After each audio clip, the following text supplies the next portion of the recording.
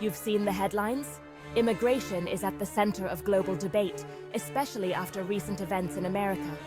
But while the US grabs attention, Europe is quietly rewriting its own rules, country by country, with tough new approaches. Let's break down how 10 European countries are reshaping immigration and what it means for millions. First up, the UK. Post-Brexit, border control became a national obsession.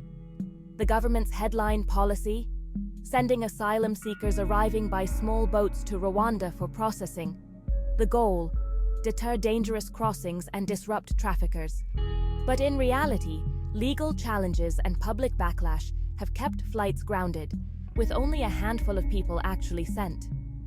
Critics say it's a costly, inhumane spectacle, outsourcing responsibility and creating fear among asylum seekers.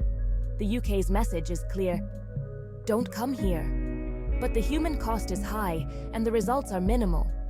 The policy has chilled the atmosphere for migrants, leaving many in limbo.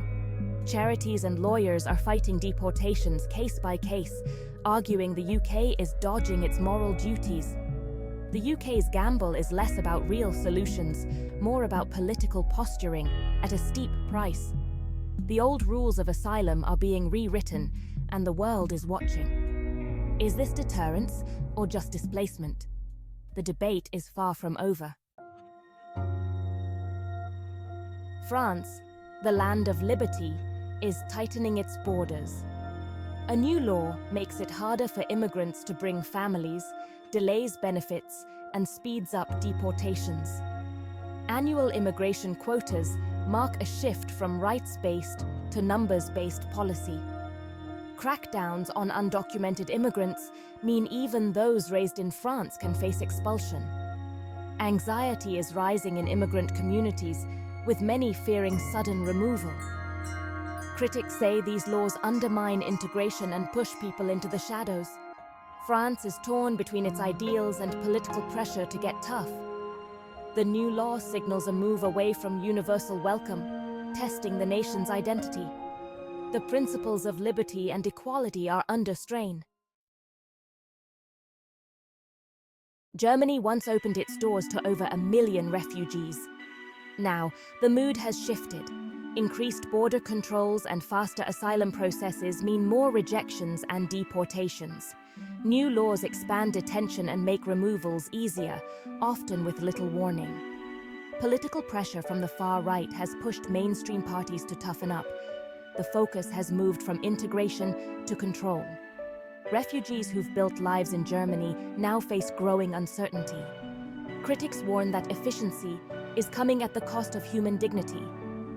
Germany is trying to balance economic needs with political demands for fewer migrants. The result?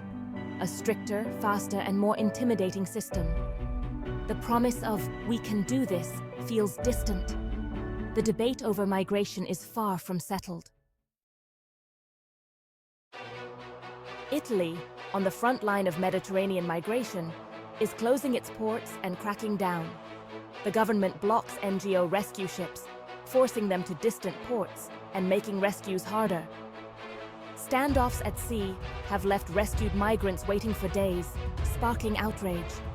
New laws empower authorities to detain and deport arrivals, while working with Libya and Tunisia to stop boats before they leave. Critics say Italy is outsourcing its responsibilities to countries with poor human rights records. The message is clear: arrive without permission and you'll be detained and sent back. Italy's struggle reflects Europe's dilemma: border control versus humanitarian values. The country is under pressure, but at what cost? Italy's approach is a warning of how far Europe might go to keep migrants out. The soul of Europe's response is on the line. Sweden, once a model of openness, has made a dramatic U-turn. The government, pressured by the far right, now aims to minimize immigration. Asylum rules are tightened to EU minimums. Permanent residency is out, temporary permits are in.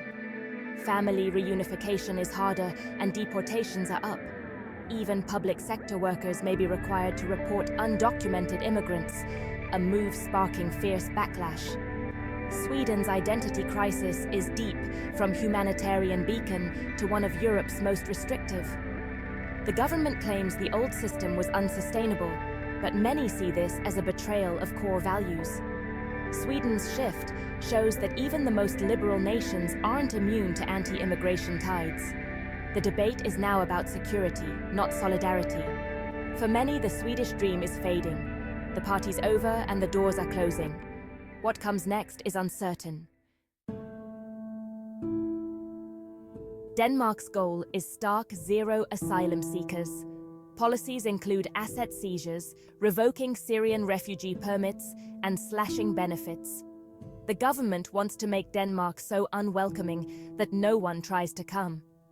Overseas processing plans aim to move asylum seekers to third countries, far from Danish soil. Even the centre-left backs these tough measures, arguing it protects the welfare state. Critics say Denmark is sacrificing humanitarian values for political gain. The country's approach is deterrence by design, psychological and legal barriers at every turn. Denmark's race to the bottom sets a precedent for Europe. The message, not in our backyard. The humanitarian cost is high and the debate is fierce. Denmark's doors are firmly shut. Austria, at the crossroads of migration, has built an Alpine fortress. Border security is top priority, with police ramped up and Schengen expansion blocked. Austria prefers humanitarianism on site, aid abroad, not asylum at home. Deportations are faster and asylum hurdles are higher. The government links migration to security threats, resonating with voters. NGOs and asylum seekers face a hostile climate and tough legal barriers. Austria's wealth and labor needs are outweighed by political demands for control. Geography and migration routes have shaped Austria's hardline stance. The country is now a leading voice for closing Europe's doors. Integration takes a back seat to border control. Hungary, led by Viktor Orbán, is Europe's anti-immigration poster child. The country built a razor-wire fence in 2015, sealing off migration routes. Laws criminalize helping asylum seekers, and applications are nearly impossible. The government's rhetoric links migration to threats against national culture and security. EU court rulings are ignored, fueling a standoff with Brussels. Hungary's approach inspires other nationalist governments and challenges EU values. The system is designed to block, not just deter, migration. Hungary isn't just closing doors, it's building walls. The fortress mentality is spreading. The EU's unity is being tested. Poland's migration story is a tale of two borders. Millions of Ukrainian refugees were welcomed, but at the Belarus border, the response is harsh. Pushbacks, walls, and restricted zones. Migrants are forced back into Belarus, often denied the right to seek asylum. Journalists and aid workers are banned from the area, creating an information blackout. Critics call out the double standard: white Ukrainians welcomed, people of color pushed back. The government claims it's defending the EU from hybrid warfare. Human rights abuses go largely unmonitored. Poland's actions have sparked accusations of racism and hypocrisy. The Eastern Front is a brutal new chapter in Europe's migration crisis. The divide is stark and growing. Greece, once a gateway for refugees, now focuses on containment and deportation. Old camps have been replaced by detention-like centers with strict controls. NGOs call them prison camps, while the government claims improved safety. Greece faces accusations of illegal pushbacks at land and sea, violating international law. The government denies wrongdoing, but evidence mounts. The EU funds border management, but credibility is eroding. The journey is more dangerous, and the asylum process tougher. Greece argues it can't bear the burden alone.